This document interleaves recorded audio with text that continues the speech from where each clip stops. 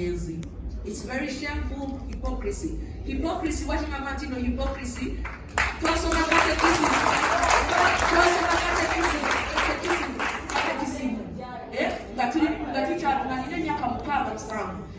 katekism nga bagamba omuntu waba agenda kufa wakifuna amaaso ogasabire, you guys mukitegera, ogasabire omale omubatize. You don't care oba omuntu abadde ayina sinner or what. Who was it a sinner? The only thing kyemanyi mukulu ye nga ekisibo kiyitawo agamba jjajja wange kisito wabi kiti ng'abeera nawe ayogera bajjajjaye bangi nga bangi nyo babeera ayogerako nga muganda exactly omubuuza makuba agamba nti omanyi oli Katonda aliswa naye akola naye bwogenda bano bajjajja bategeera bamanyi mwendi naye okuwulira ati okubagamye okusabira taata wange nga musabira emyoyo gye mutamanyi okusabira kati olubaama olwokuba mugamba musabizeyo ani abeere manju waffe. None of these people, tewali muntu yali abaddeko emmanju waffe n'alaba Katonda ng'agenda oba Katonda bagamba n'adeclaring nze ndi musabize. You know, ekyasinze okunnuma nti nno Pope yajja Canada, I'm sorry, kwongera mu Pope yajja Canada n'areconcilinga n'abo ba Aboriginals. Omanyi nga bo bagamba nti Abakatoliki mwa-erasinga culture yaffe.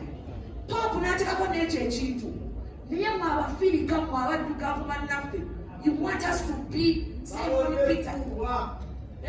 Temwagala kurecognizinga abantu baffe. Kati olumwa abadde ayagala culture, abadde ayagala kabaka we, ayagala okubeera mweyagala okuwanga.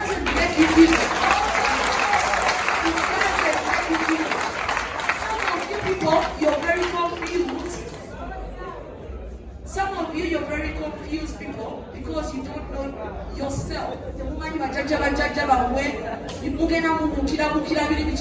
It's very important to honor those souls. Our Aboriginals are the agenda. You know what they believe in? They believe in spirits. In the Bible, we still talk about Abraham. Watch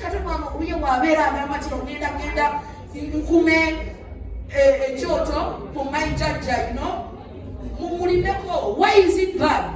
We used to try to move and what you need to? No, why? It's God. When was that, you know? That make you up realizing until it's not bad.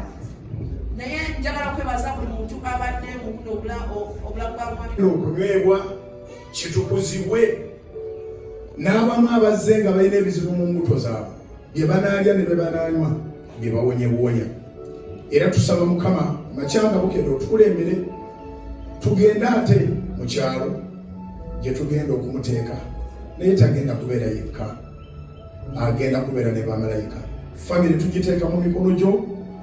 Tuwulidde abaana nga boogera Katonda yekka. Omu agamba Angel Michael, omulala agamba Angel Raphael. Mukama abaana twongera bateeka mikono gyo, maama waabwe twongera muteeka mikono gyo, bannyinaffe bonna n'abooluganda bonna twongera bateeka mikono gyo.